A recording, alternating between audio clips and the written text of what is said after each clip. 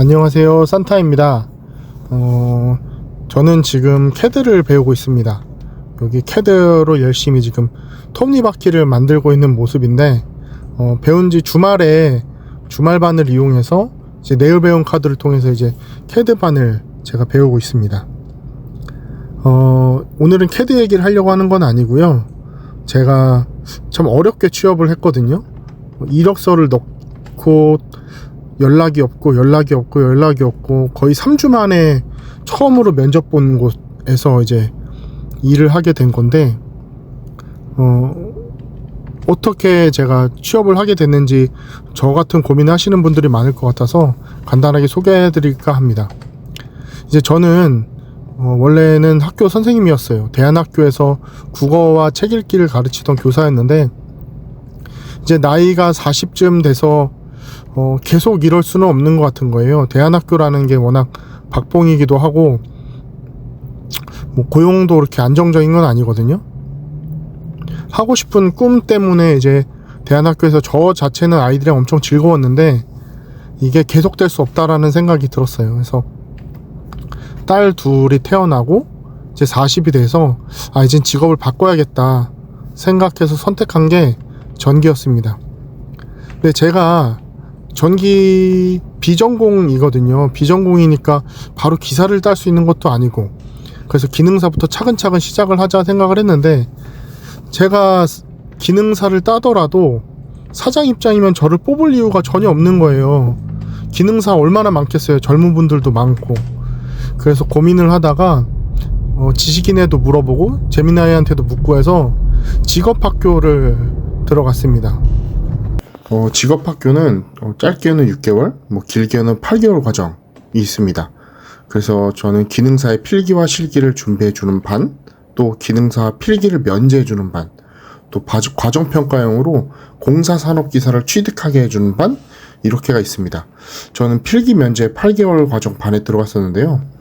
전기 쪽에서는 제가 다닌 지 3달 정도 지났을 때 그제서야 전기공사 산업기사 반이 생겼어요. 그래서 사실 진짜로 만약에 제가 들어갔을 때 산업기사 반이 있었으면 여기를 들어갔겠지만 제 어쩔 수 없죠. 이건 운이니까 그냥 전기 기능사 반을 계속 이어서 저는 다녔습니다. 직업학교에 대한 제 기대는 취업 알선에 있었는데, 결론부터 말씀드리면 그 부분에는 이제 거의 도움이 없었습니다. 모두가 그런 건지 아니면 저희 직업학교가 그런 건지는 모르겠지만, 개설된 반들이 종강을 하고 일주일에서 한 달 이후에나 실기시험을 치르도록 이렇게 수업이 짜져 있었어요. 그러니까 종강을 했는데도 종강을 하기 전에 기능사 실기를 못 따고 오는 그런 구조인 거죠. 그래서 긴 기간을 채우기 위해서 전기 기능사 외에도 PLC, 태양광 이런 것들로 이제 꽉꽉 채워서 총 8개월 과정을 채워 넣는데, 다들 기능사 실기 따로 오는 거지 PLC, 태양광에 관심 있는 건 아니잖아요. 그래서 수업이 조금 맹숭맹숭하고 다들 관심이 없었습니다. 저는 그곳에서 이제 반장 역할을 했었는데 60대 형님들이 이제 그냥 저를 미셨어요. 아무래도 제가 20대와 60대가 있는 곳에 40대 중간 나이다 보니까, 그래서 저 학급비며 청소비며 이런 학급 운영을 졸지에 맡아서 했었습니다. 실기 취득 시기가 앞서서 얘기했듯이 그렇게 저희 반이 좋지는 않았어요. 그러다 보니까 좀 불안해서 개인적으로 필기 면제반이지만 저는 필기 공부를 해서 먼저 합격을 했고요. 실기도 다른 분들보다 먼저 봐서 합격을 했습니다. 거의 개인 플레이로 딴 거죠. 직업학교 도움은 없었습니다. 취업 이야기로 좀 넘어가 볼게요. 기능사에 대해서 취업 다들 궁금하시잖아요. 저는 이제 직업학교 수료를 3달 정도 앞두고 이력서를 넣기 시작했어요. 이제 기능사 실기가 합격했으니까요. 이제 이력서를 이쪽 저쪽 돌리는데 여전히 제 이력서가 매력이 없는지 연락이 안 오는 거예요. 면접 보장 연락 정도 있을 만한데 그것조차 없었어요. 그래서 내일 배움 카드로 지금 하는 것처럼 캐드 주말반 등록해서 나 캐드 할 줄 안다 라는 거 한 줄이라도 좀 이력서에 넣으려고 했고요. 어떻게 뭘 공부하면 좋겠냐 해서 전기 관련 유튜브 하시는 분들한테도 질문을 엄청 했어요. 그래서 캐드 공부하면서 동시에 이제 용접도 학원 다니면서 이제 원데이 클래스처럼 용접을 좀 다니면서 피부 갖고 용접도 배웠고, 또 지게차 면허도 땄어요.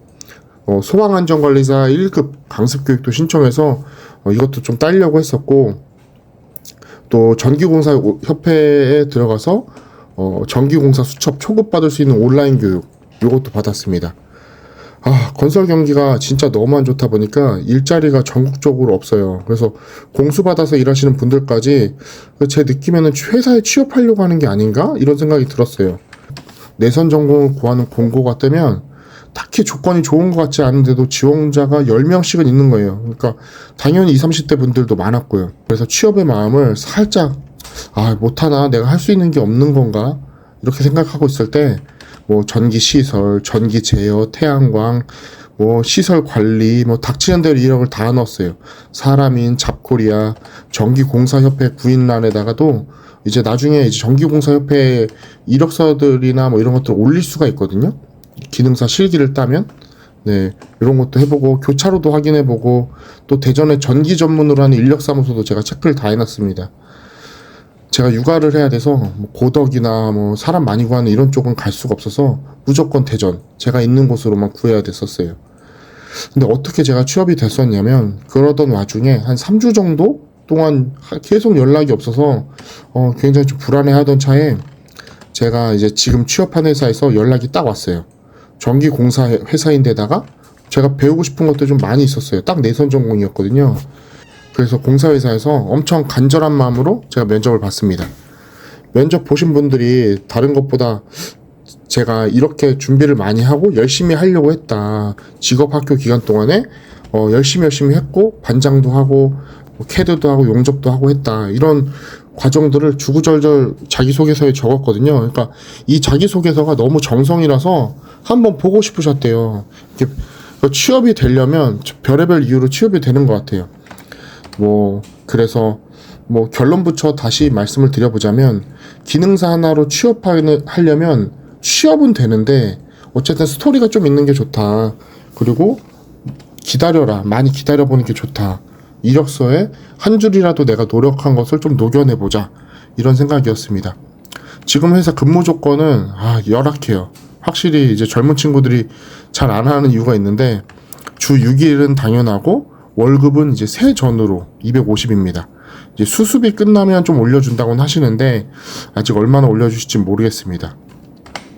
근데 중요한 건 저는 이제 나이도 있다 보니까 월급이 아니에요. 월급이 중요한 게 아니라 저한테는 젊은 친구들도 미래가 중요하겠지만 저한테도 미래가 매우 중요했습니다. 저의 미래 월급을 위해 기술자를 선택한 거지 당장 1, 2년의 안정을 위해서 제가 온 건 아니거든요. 그럴 것 같으면 교사 계속 했겠죠. 제가 대학 때 그래도 학회장을 해서 대전에 인맥들이 많았어요. 그 기간제로 하면 좀 도와달라, 어디 또 구하는 데 없냐, 이런 인맥들은 선후배들이 많이 있었지만, 지금 직장이 그래도 작은 공사부터 큰 공사까지 내선, 외선 다 배울 수 있는 곳이라서 이런 부분에 좀 감사한 마음으로 지금 다니고 있습니다.